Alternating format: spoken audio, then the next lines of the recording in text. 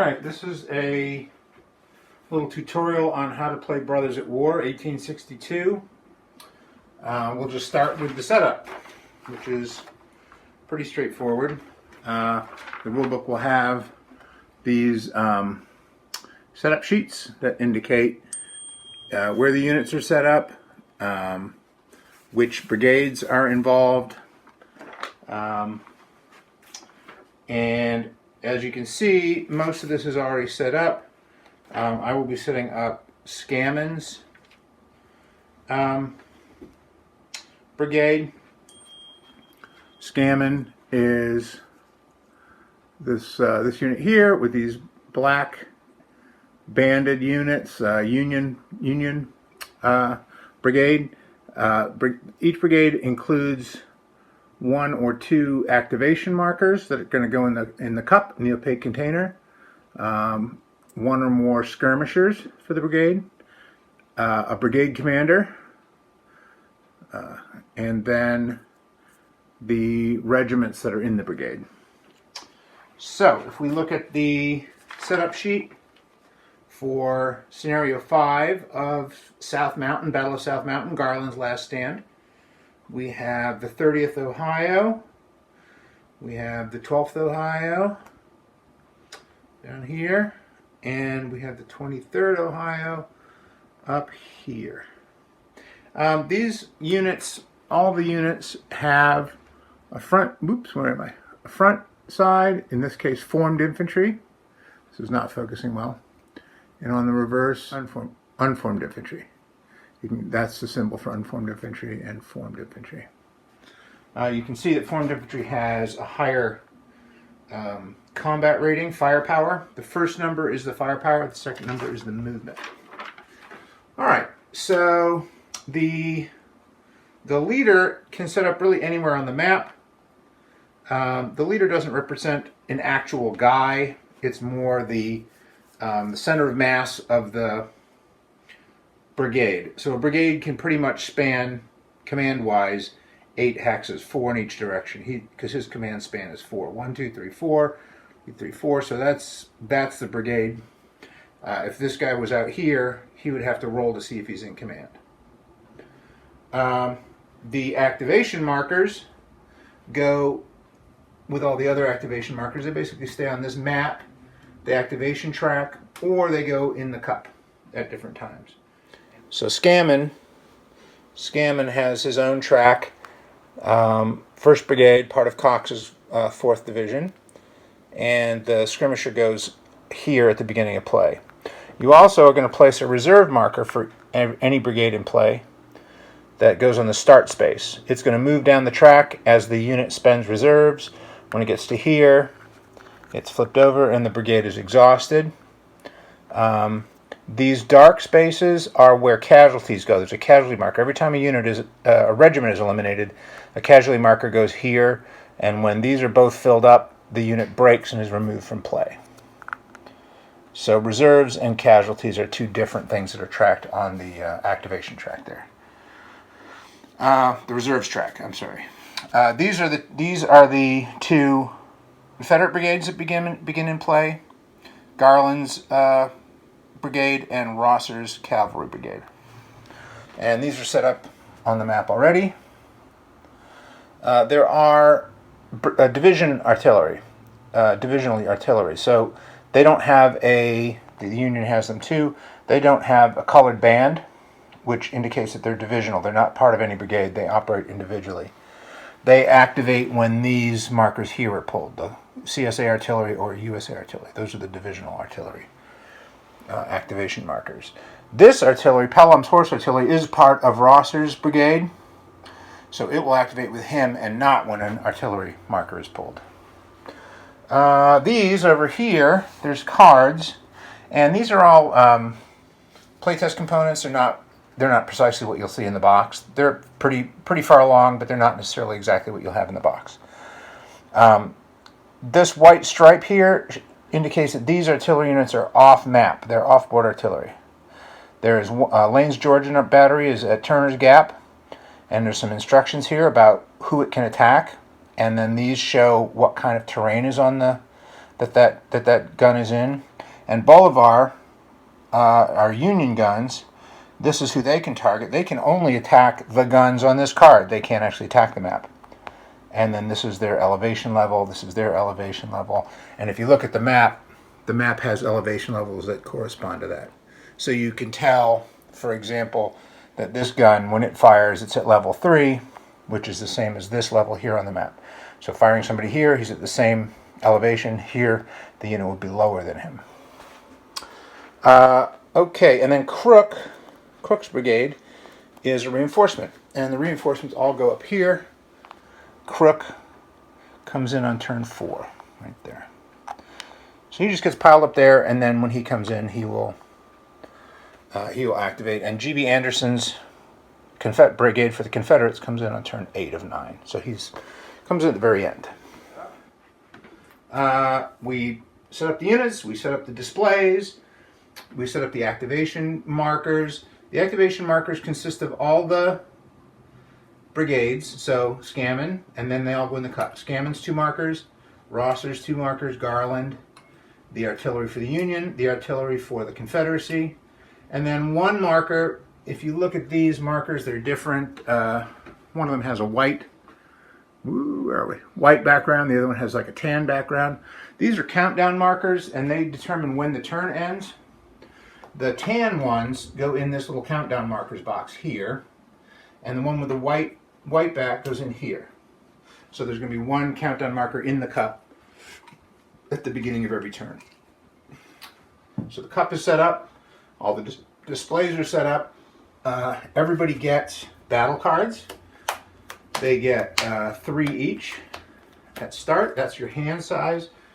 You can exceed the hand size during play, but it gets reset at different times during the game. For purpose of this demonstration, I'm going to have these face up. Usually they're hidden from the opponent.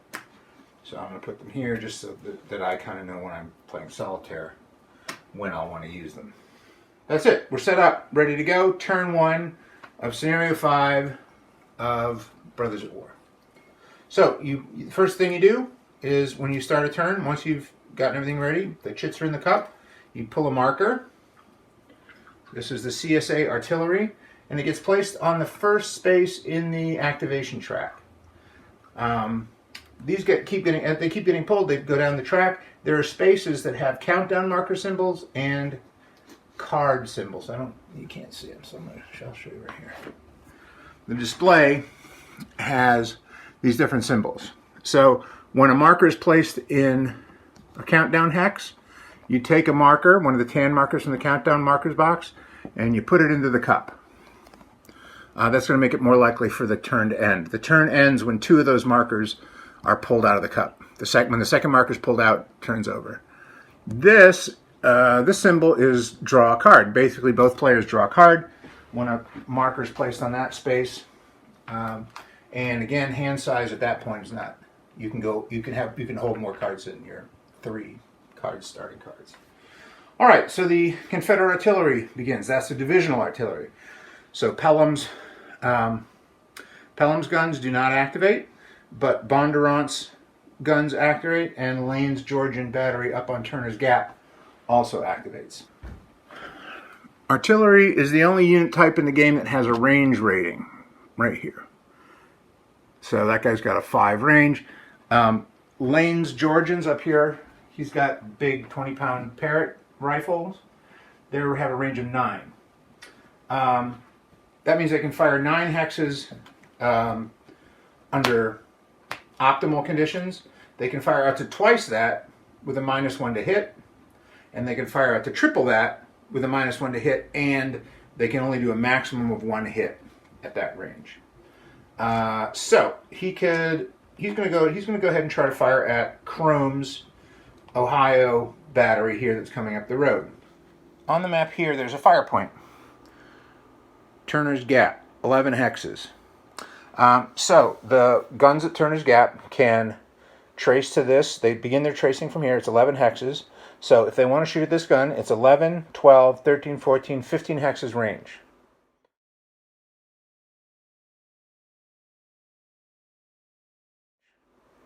So he is within range of Lane's Georgians. Lane's Georgians are, it's obviously in their long range, more than 9, but 18 or less. So they are going to fire with a -1 to hit on Chrome's battery here.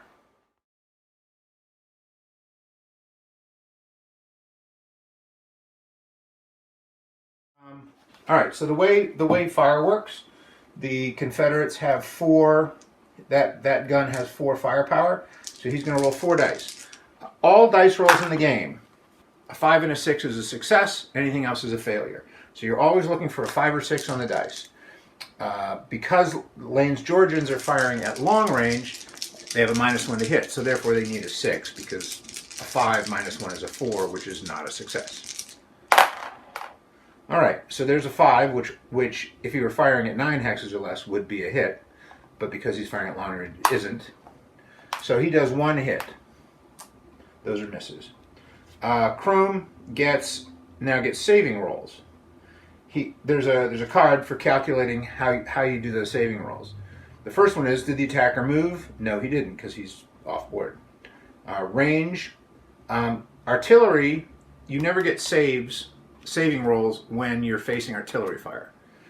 So he doesn't get any saves for that. Formation, if you're unformed, if you're a skirmisher, there's certain formations. Limbered artillery does not get any saves.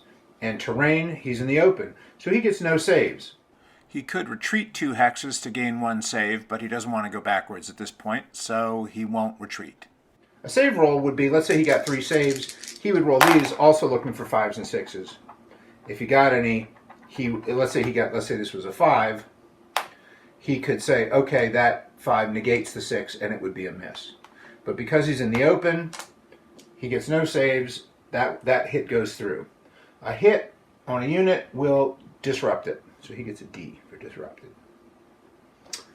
And the gun that fired gets a finished marker, so he can't fire again until that marker is removed, and he'll become ready. Bondurant does not have a marker. He is ready. He could fire. He could actually fire at the 23rd Ohio in the woods there. He can't fire. Well, that's a leader. You can't fire at leaders. Leaders can't be hurt. The 12th Ohio, he can't see him because of the hill, and he can't see him because there's a higher hill here. So he could fire at 23rd Ohio. So I think he's going to do that. So he has 2 dice. His range is 9. 1, 2, 3, 4. If the range were 3 or less, he would get an extra bonus for firing canister, but he's not at close range, so he's just going to fire his normal 2 dice, hitting on 5s or 6s. They did 1 hit with a 6. So we're going to do this the save calculation again. So let's look at this. Let's look at this card. Did Bondurant's artillery move? No, so there's no saves there. Is the attacker far away? That only matters for infantry. Formation.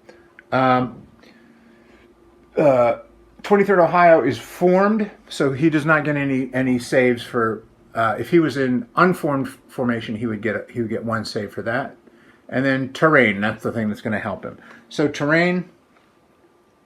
He's in the woods. That's going to give him 1 dice. If you look at the line of fire, which is center to center, line of sight, you trace center of 1 hex to center of another. It's going through a cornfield. Cornfield is a hindrance. If line of sight goes through a hindrance, you get 1 dice for each hindrance that it goes through. So he's going to get 2 dice to save, needing 5s or 6s, obviously. He does not. So when a formed infantry unit takes a hit, instead of getting the disruption marker, it will flip to unformed.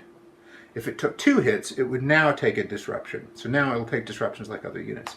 So formed infantry are a little more resilient than other units. They can take 1 additional hit before they get eliminated. All right. So Bondurant gets marked finished. That's both the guns have done something. So we go on to pulling another marker. 5th Virginia. That's Rosser's cavalry over here.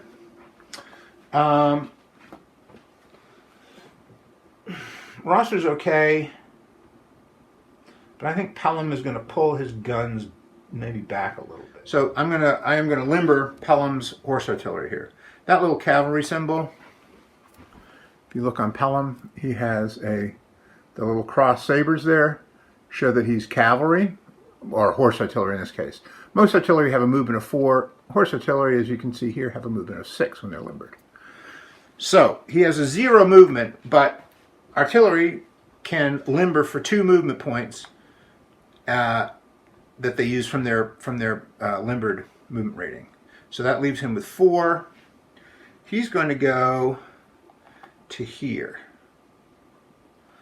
So 2, 3, 4, and then he can unlimber again. 5, 6. So he's going to move there, and then he is going to be finished. The 5th Virginia is going to remain ready. The reason for that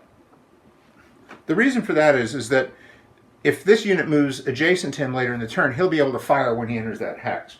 It's called opportunity fire, and you can fire when the opponent moves if you're ready. If you're finished, you don't have that chance. So he's going to just remain ready.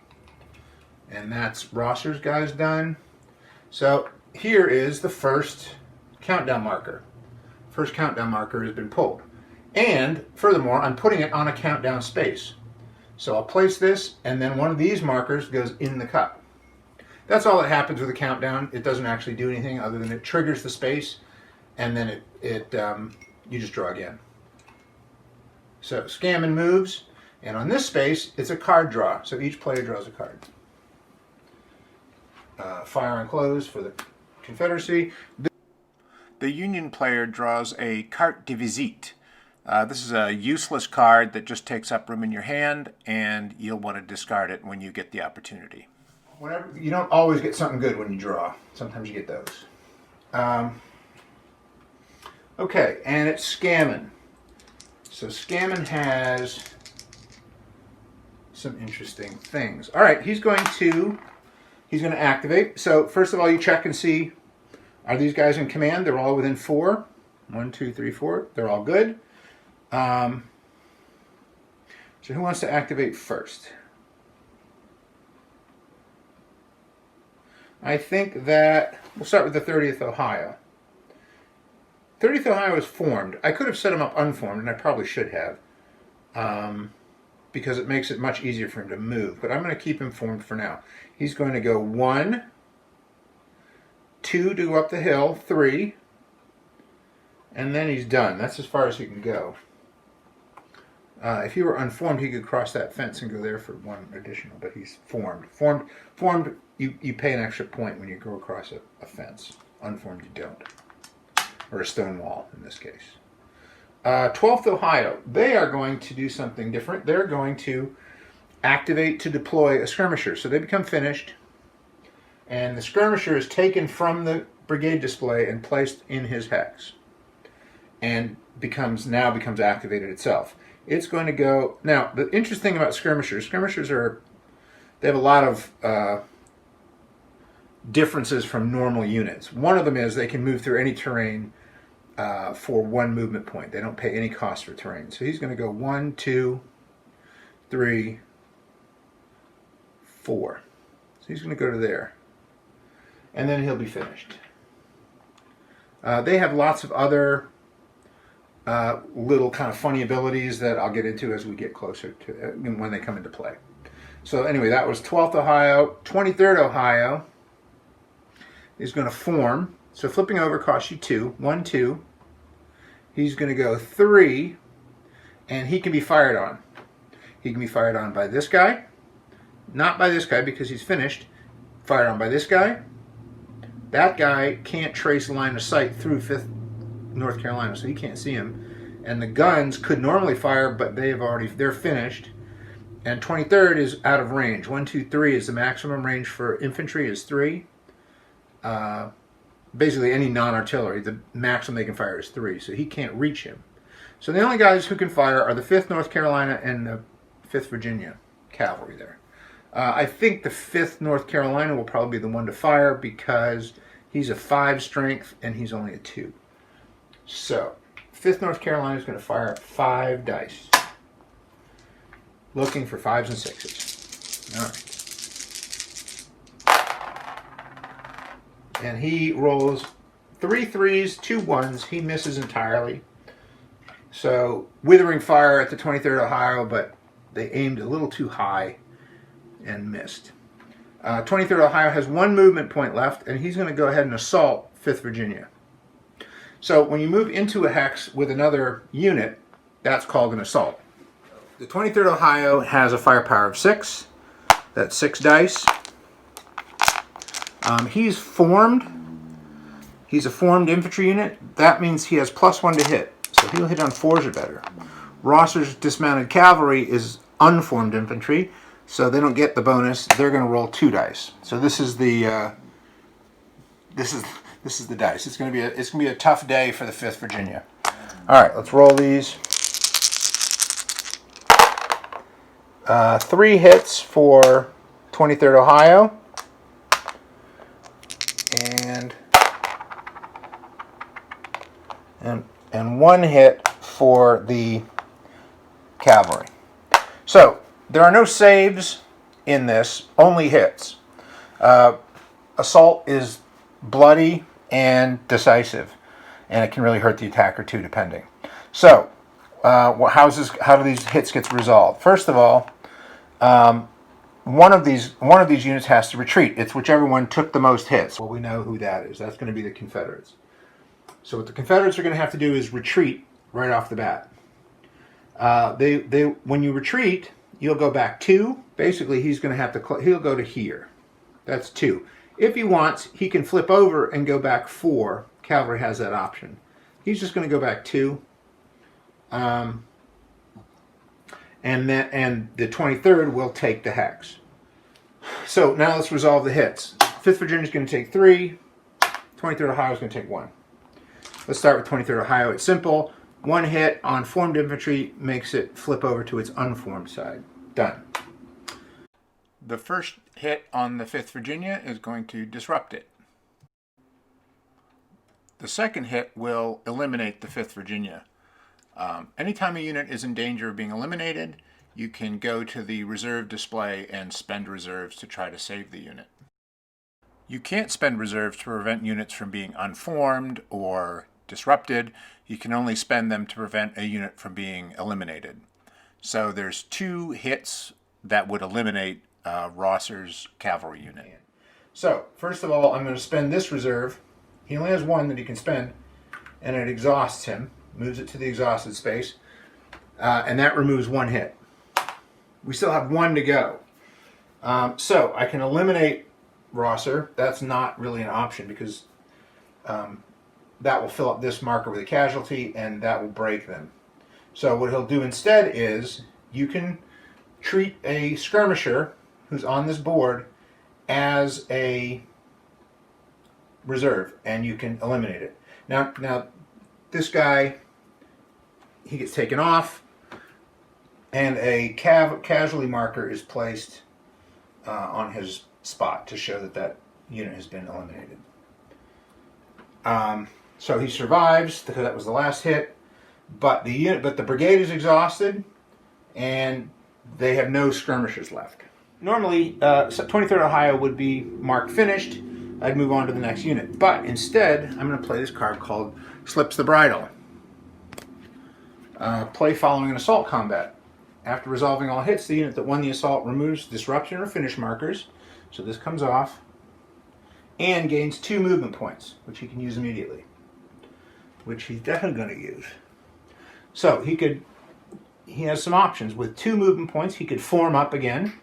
That would be fine for 2. He could move 2. He can't assault the 5th North Carolina because it costs 1 for the hill. 2, well, he could attack if he stays unformed because that wall wouldn't affect him. But that's dangerous. 5 on 5, and he's hitting on 4s because he's formed and he's not. That's not a good move. He could go 1-2 and attack the guns and try to finish off Rosser. Or he could fire, which I think is kind of what he wants to do. He's going to fire up this hill at the 5th North Carolina, although they are behind a wall. Well, we'll do it just for the heck of it. So he's going to fire up the hill there. So he has 3, 4, 5 dice that he's going to use to fire at the 5th North Carolina. So he rolls 2 hits. The 5th North Carolina has saves now. He gets 1 because the 23rd Ohio moved prior to firing. There's nothing for range. There's nothing for his formation, but he is up a hill. And if infantry are firing at each other and at different elevations, you get a dice for that as a defender. If you're behind a stone wall, which he is, you get 2 dice. So he's going to roll 5 dice, looking for 5 save rolls, trying to take out these hits. And he rolls 1, 5, so he will remove 1 of those hits, leaving him with 1. And that, because he's formed, he will flip over, become unformed. All right, and that is 23rd Ohio is done. All right, and then he will play a card. There's a card called Stand Ready. Play at any time. A finished unit becomes ready. So he's going to take that off of him. And the cards that get used just get discarded. Any units left? No. So Scammon needs to move. So we're 1, 2, 3, 4. 1, 2, 3, 4. 1, 2, 3, 4. So he's got everybody in command. So he's in good shape. All right. Now the Confederates hope they get a pull so they can make life difficult for the 23rd Ohio. It is the second countdown marker. So when 2 countdown markers are on the activation track, the turn ends. Discard and draw. If you hold more cards than your hand size, which is 3, you must discard down to 3. You can discard more if you want, and if you discard more, you'll be able to draw replacements. So are there any of these I want to get rid of? I'm going to get rid of that one, and I draw 1 card for the Southerners. Here, obviously, this confiscated card, this carte de visite, get rid of that because that's useless. These we'll keep, and we'll draw 1 to go up to 3. This is going to be interesting because there's a lot of markers still in the cups. The U.S. artillery didn't activate at all, not once. Garland didn't activate even once. Rosser did. These guys all activated once, so they don't get any benefit. The guys who didn't activate even once are called inactive units, and they get a benefit. They get a reserve if they've spent any. Garland hasn't. Neither have the U.S. artillery. They don't even have a reserve track. They recover, which means if any of them are marked with markers, they remove them. This guy is disrupted. He can try to rally. He's looking for a 5 or a 6. He does rally, so that's removed. These guns are fine. Rosser's brigade is exhausted. So what happens is one of his markers goes in the exhausted brigades box at the end of the turn. And we have to roll on this little table to see what happens to him. It's a D6, and he could break, he could recover, or he could just stay where he is. There's a bonus if all units in the brigade are not in the line of sight of enemy units within 7 hexes. Well, no, he's got the 23rd right on top of him. Both of these guys can be seen by him, so they don't get that benefit. So they're just rolling straight up here. On a 2, 1, 3, break. Brigade units are eliminated. Create a remnant. Okay, so these units are eliminated.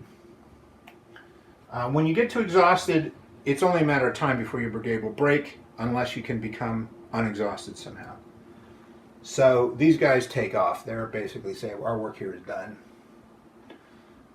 Their activation markers are removed from the pool, and they go into this broken brigades box. Remnants are special units, remnant, that are basically unformed infantry. They can't move, they can't do anything, they can opportunity fire. They get placed anywhere one of the eliminated units was before it was removed from the map. So the 5th Virginia Cavalry unit was in the woods here, so there's a remnant of that brigade that's sticking around to fight. So they go in that hex. That's a result of that fate check that we just made. Reinforcement step. Nope, there's no reinforcements on turn 2. that's the end of the turn. During turn 2, the preparation phase, all these markers go in the cup, including the 1 countdown marker, and we're just going to repeat that process again.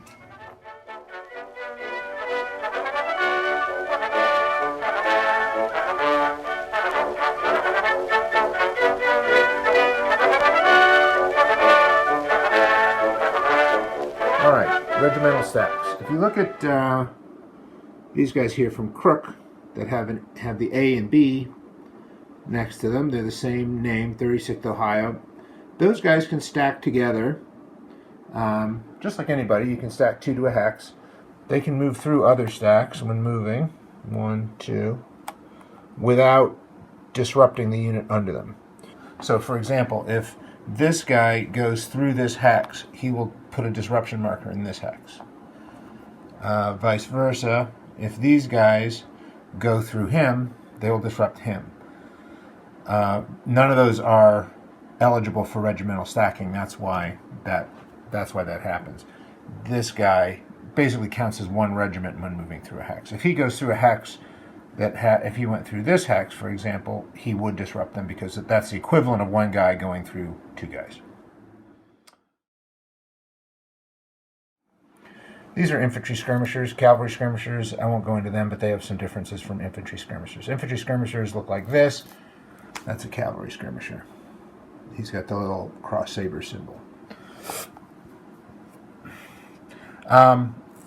So these guys can go through terrain paying 1 movement point per hex move through. Skirmishers can't stack with other units. They can move through other units freely without causing disruptions. Move through these guys, whoever. They don't cause disruptions, but they can't ever end stacked. If another unit were to move into their hex and end the turn there, these guys would be disbanded. Disbanding means they get picked up and they get put back on the display. And then we talked about how they get deployed from the display to a unit, and then they can move off. Skirmishers have a skirmish zone, which is every hex adjacent to the skirmisher. That skirmish zone blocks the line of fire from enemy infantry units. Guns are ignore that. But these infantry units can't fire at him while this guy is exerting zones between them. Their line of sight goes through a zone, skirmish zone, so it can't attack 36th Ohio. It is blocked by this skirmisher. Instead, what they can do is they can attack the skirmisher itself. So they can't attack him while the skirmisher's here, but they can attack the skirmisher. So skirmish zones don't block the line of sight to the skirmisher generating the zone. The other thing about skirmish zones is they only protect artillery. So these guys can't fire at their artillery. Friendly artillery, obviously. Or units from their brigade. So if Crook were in this hex, this would not be blocked because he is not from Crook's brigade. The skirmish zone only affects enemy fire, not friendly fire. And the skirmish unit can also be fired through. It does not block fire either, for either player. So this artillery here could fire right through those skirmishers to hit either of these guys, ignoring all the skirmish zones and the skirmisher itself. Skirmishers can never move adjacent to an enemy unit or an enemy skirmisher. If an enemy unit moves adjacent to them, they will disband. Skirmishers have the ability to do a fire before that happens. If he were finished and these guys moved into this hex, he could fire at them. That's called point blank fire. I'll get to that in a minute. And then after that, he would be removed. Skirmishers fire whatever their firepower rating is, just like a normal unit. However, they can only ever do 1 hit to the opponent. They can only ever do 1 hit. So if I roll 2 dice,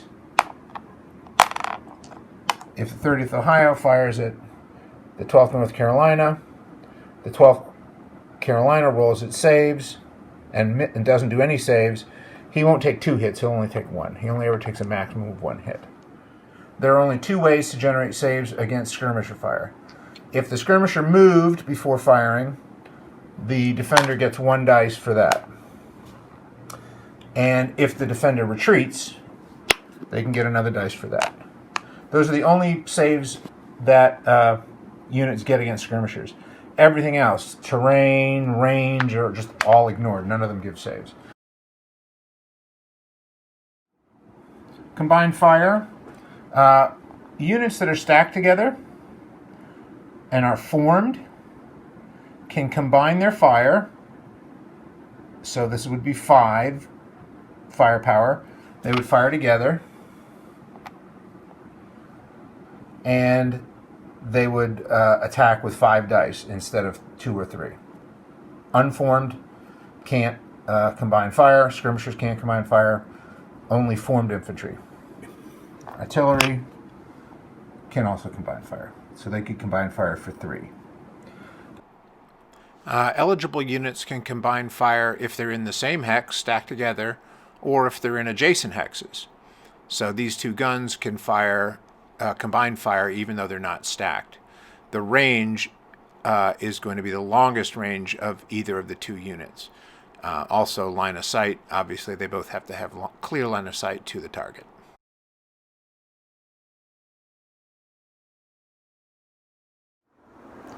All right, let's look at pass-through fire. Because there's no facing in Brothers at War, pass-through fire is used to indicate flanking fire or firing at units that are piled up together at too close an interval. So historically, you wanted to keep units fairly far apart from one another when you're advancing. If a Confederate unit was firing from here, and these guys are too close, they would catch the fire from the first one. That was one vulnerability. The other one, obviously, is when you have a unit in line and there's a unit firing down the line. That also created vulnerability. When a unit fires at a target, if there's a unit directly behind the target that's the object that's being hit, pass-through fire gets invoked. And what it does is it gives the firing unit 1 additional dice to his firepower. So Chrome here would fire, instead of firing with 2, he would fire with 3. There's an additional thing with that, which is massed fire, which means if both of these hexes are stacked, you get 1 bonus for pass-through fire and an additional 1 because both of these units are stacked. Both of these hexes are stacked. That would give him 2 additional dice when firing. There are a couple things that will counter pass-through fire. So if these guys were like this, because they're at different elevations, pass-through fire does not happen. If these units were like this, you're firing like this, obviously the firepower can't, well, there's different elevations, but also the fire can't go through this hex blocks line of sight, so that one would not trigger pass-through fire. Skirmishers are ignored. That does not trigger pass-through fire. Artillery doesn't trigger pass-through fire if this were a gun. By the same token, skirmishers don't ever benefit from pass-through fire. So if a skirmisher were here, he would not get the +1. Skirmishers don't benefit from pass-through fire. In this example, units are stacked, but pass-through fire affects units even if they're not stacked. Point-blank fire basically occurs during movement. So let's say these guys here are finished, and these guys are moving like this. If they move here, they're moving from a hex that's adjacent to a unit to another hex that's adjacent to the same unit. This unit could fire, even though he's finished, could fire 5 dice on the 13th North Carolina. So if a unit is moving from one hex that's adjacent to a unit to another hex adjacent, that unit can fire. And then it could fire again, and then it would leave. So if a unit is basically moving along next to a unit, it's going to be subject to point-blank fire. And that is regardless of the state of the unit doing the firing. This unit, even a disrupted unit, could use point-blank fire. Skirmishers, as I alluded before, can always do point-blank fire. So when this guy moves here, skirmisher always gets a shot anytime an enemy unit moves adjacent to it, regardless of whether it's finished or disrupted. Well, it can't be disrupted, finished or not.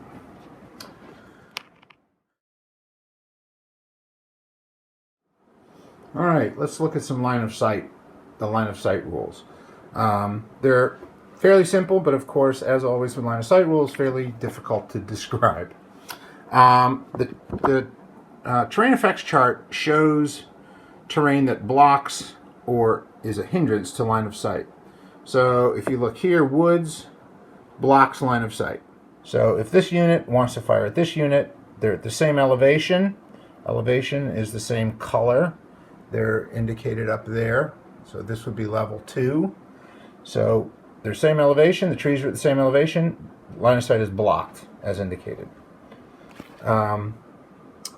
Other terrain are hindrances. So you can see thicket, orchard, buildings, cornfields, all hindrances. A hindrance means that if this line of sight is traced through this, not just into it, but through it, line of sight is hindered, and that will give the 23rd North Carolina a saving dice.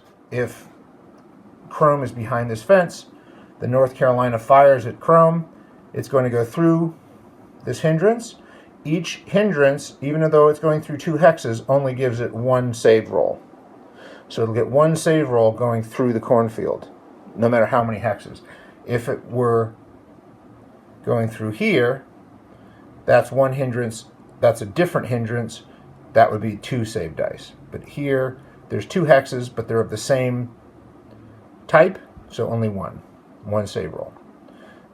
This wall is actually, they're straight. They don't follow hex sides, but the hex sides that are covered are these 2. In this case, it's this one. It would be this one, these. A unit has to be directly behind a wall or fence, a hex side boundary, barrier, in order to get the benefit. The fire is coming in. These hex sides are adjacent to the unit. They're part of the same hex. He would get the benefit of the wall. Here, the wall is simply ignored. Doesn't have any effect. So you can fire over walls. If they're here, they can take cover behind the wall. They get a benefit.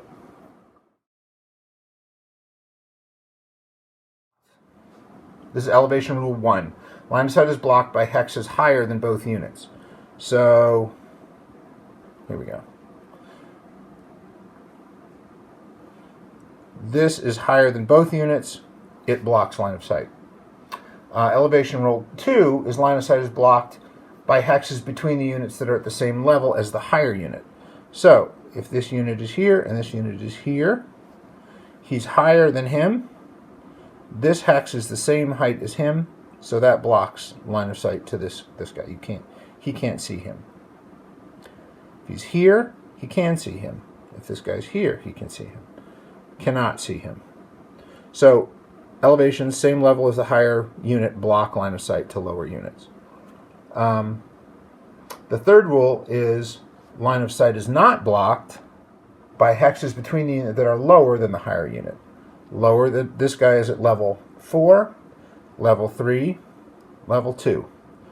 These are not higher than as the same height as him. They're lower than him. This line of sight is unblocked. So he can fire at him. Here he cannot fire at him. Here he can fire at him. Here he cannot fire at him. That's how elevation works. So everything casts what's called a line of sight shadow into the hex behind it. So if he's firing here, this is blocked and it casts a shadow into this hex where line of sight cannot be traced. So he can't fire at him here. He can fire at him here, cannot fire at him here. Hindrances are the same way. So if he was here and this unit was firing at him, he could, because these are lower, they don't block. None of this is blocking terrain. This is a hindrance, however. So this hindrance would cast a shadow, essentially, into this hex. So this guy would get a save from this this here. If he was here and he fired on him here, this hindrance would be ignored, this would be ignored. Neither of them would affect 23rd North Carolina. Here, he would get the benefit of the that hindrance. Here, he would get the benefit of that farmhouse. So you only get the benefit if you're directly behind them in the shadow of those terrain features.